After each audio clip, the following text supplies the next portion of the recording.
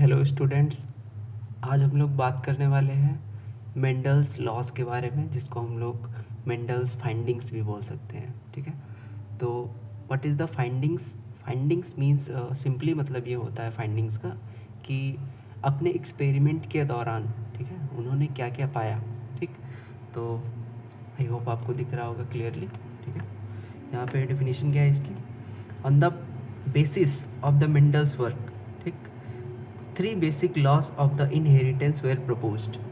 Mendel ने अपने experiment के थ्रू, अपने वर्क के थ्रू, ठीक है, 3 बेसिक लॉस दिए, ठीक, ऑफ द इनहेरिटेंस, यानी इनहेरिटेंस के। और जो कि इसमें से 3 लॉस कौन कौन से हैं, यहाँ पे आपको दिख रहा होगा। पहला लॉ जो है, ठीक है, लॉ ऑफ डोमिनेंस, ठीक।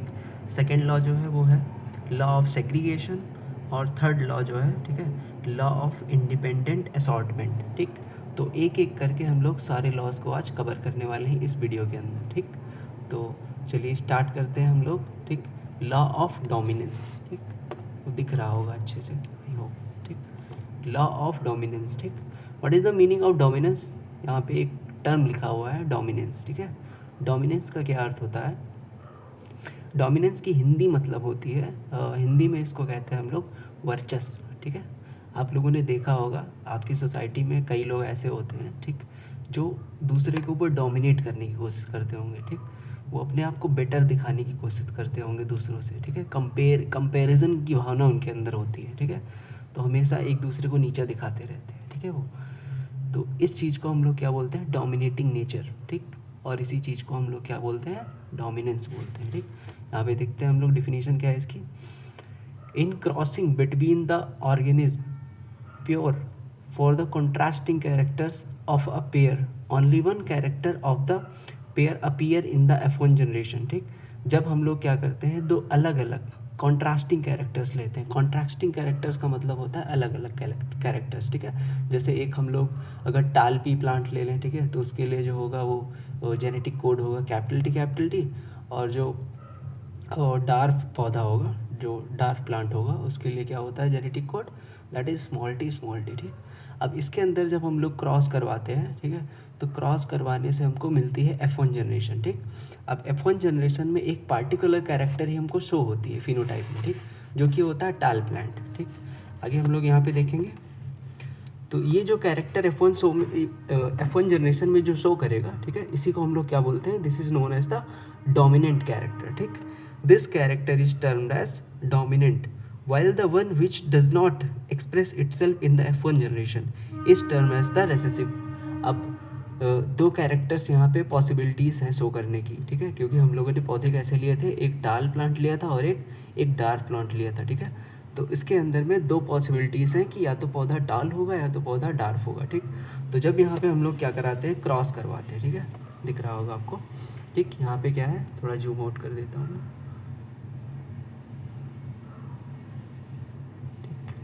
अब यहाँ पे देखेंगे हम लोग, जो टॉल पी प्लांट है उसके लिए क्या है genetic code? That is capital T. जब इसका क्रॉस करवाते हैं हम लोग शॉर्ट पी प्लांट से, जिसका जेनेटिक कोड क्या है? Small T. ठीक, तो जो आउटकम्स होते हैं, जो आते हैं, रिजल्ट्स प्राप्त होते हैं, वो होते हैं capital T small T, capital T small T capital T and again small T and capital T. ठीक, अब यहाँ जो कैपिटल लेटर से लिखा हुआ है, ये है डोमिनेटिंग नेचर। अब देखिए आप लोग, चारों रिजल्ट्स में हमको कहीं ना कहीं एक ना एक हमको पेयर में ऐसा मिल जा रहा है कैपिटल टी। ठीक है, जो कि क्या है? डोमिनेंस को शो करता है, डोमिनेटिंग नेचर को शो करता है। ठीक है, इसका मतलब ये है कि सारे के सारे जो F1 जनरेशन के प्लांट्स होंगे वो कैसे होंगे? सारे के सारे टॉल होंगे। ठीक, तो ये है F1 जनरेशन। ठीक है, इसमें क्या होंगे? ऑल टाल प्लांट्स फिनोटाइप। ठीक, ये क्या होता है? जो हम लोग बाहर से देख के बताते हैं किसी की कैरेक्टरिस्टिक्स को, उसको बोलते हैं हम लोग फिनोटाइप। ठीक, तो यहाँ पे चारों के चारों जो प्लांट्स होंगे कैसे होंगे?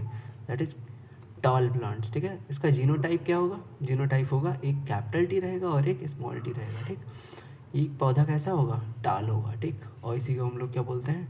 डोमिनेंट। ठीक है, तो आई होप आपको ये चीज़ क्लियर हो गई होगी। ठीक है, अब आगे हम लोग बढ़ेंगे। ठीक, जो कि क्या है? Second law, law of segregation. ठीक, हेलो स्टूडेंट्स, आज हम लोग बात करने वाले हैं मेंडल्स लॉस के बारे में, जिसको हम लोग मेंडल्स फाइंडिंग्स भी बोल सकते हैं। ठीक है, तो what is the findings? Findings means simply मतलब ये होता है फाइंडिंग्स का कि अपने एक्सपेरिमेंट के दौरान, ठीक है, उन्होंने क्या क्या पाया, ठीक। तो आई होप आपको दिख रहा होगा क्लियरली, ठीक है। यहाँ पे डेफिनेशन क्या है इसकी, on the basis of the Mendel's work, ठीक, 3 basic laws of the inheritance were proposed. Mendel ने अपने एक्सपेरिमेंट के थ्रू, अपने वर्क के थ्रू, ठीक है, 3 बेसिक लॉस दिए, ठीक, ऑफ द इनहेरिटेंस यानी इनहेरिटेंस के। और जो कि इसमें से 3 लॉस कौन कौन से हैं, यहाँ पे आपको दिख रहा होगा। पहला लॉ जो है, ठीक है, लॉ ऑफ डोमिनेंस, ठीक।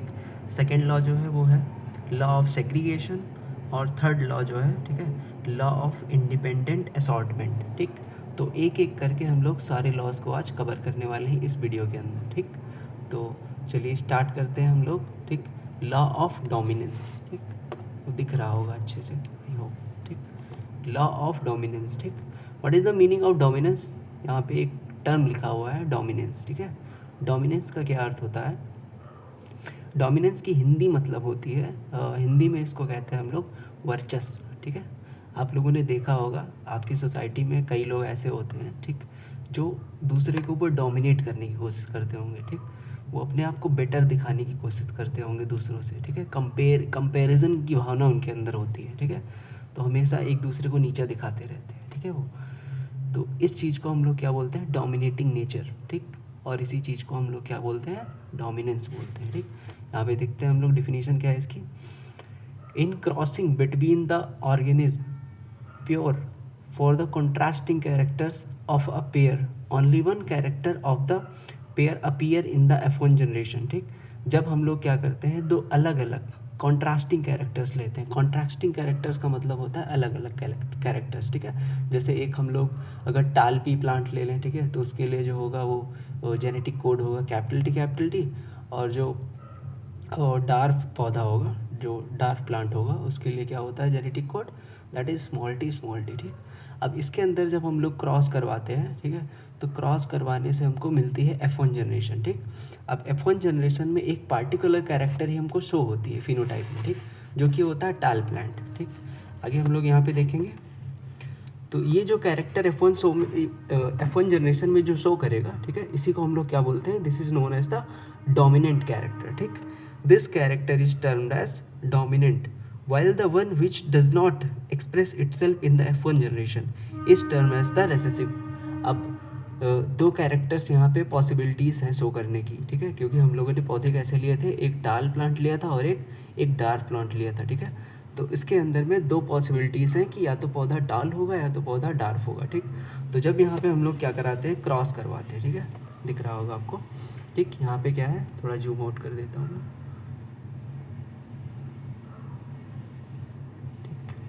अब यहाँ पे देखेंगे हम लोग, जो टॉल पी प्लांट है उसके लिए क्या है genetic code, that is capital T. जब इसका क्रॉस करवाते हैं हम लोग शॉर्ट पी प्लांट से, जिसका जेनेटिक कोड क्या है, स्मॉल टी, ठीक। तो जो आउटकम्स होते हैं, जो आते हैं, रिजल्ट्स प्राप्त होते हैं, वो होते हैं capital T small T, capital T and again small T and capital T, ठीक। अब यहाँ जो कैपिटल लेटर से लिखा हुआ है, ये है डोमिनेटिंग नेचर। अब देखिए आप लोग, चारों रिजल्ट्स में हमको कहीं ना एक हमको पेयर में ऐसा मिल जा रहा है कैपिटल टी, ठीक है, जो कि क्या है, डोमिनेंस को शो करता है, डोमिनेटिंग नेचर को शो करता है, ठीक है। इसका मतलब ये है कि सारे के सारे जो F1 जनरेशन के प्लांट्स होंगे वो कैसे होंगे, सारे के सारे टॉल होंगे, ठीक। तो ये है F1 जनरेशन, ठीक है। इसमें क्या होंगे, ऑल टाल प्लांट्स फिनोटाइप, ठीक। ये क्या होता है, जो हम लोग बाहर से देख के बताते हैं किसी की कैरेक्टरिस्टिक्स को, उसको बोलते हैं हम लोग फिनोटाइप, ठीक।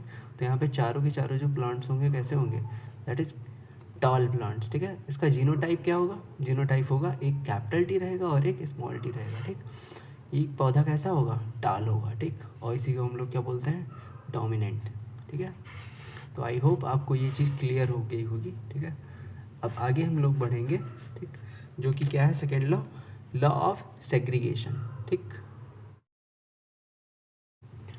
तो नेक्स्ट हम लोग बात करते हैं, ठीक है, लॉ ऑफ सेग्रीगेशन की, ठीक।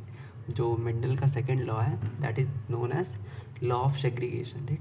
तो सेग्रीगेशन समझने से पहले हम लोग को इस वर्ड का मतलब समझना पड़ेगा, ठीक है, सेग्रीगेट करने। What is the meaning of segregation, segregation का मतलब होता है अलग अलग होना, ठीक है। ये क्या होता है, डेफिनेशन क्या है इसकी, एलील और the genes remains together and the segregate at the time of the gamete formation, ठीक। अब एक जीन में हम लोग जानते हैं कि 2 फैक्टर्स होते हैं, एक डोमिनेटिंग होता है और एक रेसेसिव होगा, ठीक। इसको बोलते हैं हेट्रोजाइगस। और जो होमोजाइगस होता है उसमें दोनों के दोनों फैक्टर्स क्या होते हैं, सेम हो गए। दैट इज जैसे मान लीजिए कैपिटल टी हो गया और स्मॉल टी अगर सेम रहते हैं तो उसको क्या बोलते हैं हम लोग, उसको बोलते हैं हम लोग होमोजाइगस। अगर डिफरेंट रहते हैं तो उसको क्या बोलते हैं हम लोग, हेट्रोजाइगस, ठीक है। तो आगे देखेंगे, this means that the alleles do not mix in the hybrids. Non mixing of alleles, इस चीज़ को हम लोग क्या बोलते हैं, non mixing of alleles. This is also known as the law of the purity of gametes, ठीक। इस लॉ को और क्या बोल सकते हैं हम लोग, दूसरा नाम है इसका law of purity of gametes. अब इन सब चीज़ों का मतलब क्या है, आखिर डेफिनेशन का मतलब क्या है, हम लोग डायग्राम की हेल्प से समझेंगे, ठीक है। ठीक, तो डायग्राम में क्या है, एक फैक्टर है, फैक्टर को हम लोग ये ओल्ड ट्रेडिशन है बोलने का, ठीक है। इसको फैक्टर पहले के ज़माने में बोलते थे, लेकिन now it is known as genes, ठीक है। तो एक जीन में हमारे पास यहाँ पे 2 टर्म्स है, एक कैपिटल टी और एक स्मॉल टी, ठीक। तो डोमिनेटिंग नेचर यहाँ पे क्या है, कैपिटल टी, और जो रेसेसिव है वो क्या है, स्मॉल टी है, ठीक।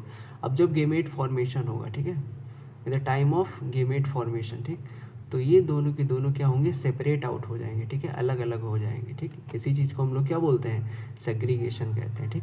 तो हाइब्रिड बनने के टाइम पे ये दोनों मिक्स नहीं होते, ठीक है, अलग अलग रहते हैं और प्योर फॉर्म में रहते हैं, ठीक। इसीलिए हम लोग इसको क्या बोलते हैं, लॉ ऑफ प्योरिटीज़ भी बोल सकते हैं, ठीक है, प्योरिटी। तो आगे हम लोग बात करेंगे थर्ड लॉ की, ठीक है, जो कि क्या है, लॉ ऑफ इंडिपेंडेंट असॉर्टमेंट, ठीक। What is the meaning of independent assortment? Independent का मतलब होता है फ्री, असॉर्टमेंट का मतलब होता है कलेक्शन, ठीक है, यानी आपस में मिलना, ठीक। तो स्टेटमेंट क्या है इसका, this law states that when the individuals differing in two or the more than the 2 pairs of the contrasting characters, ठीक।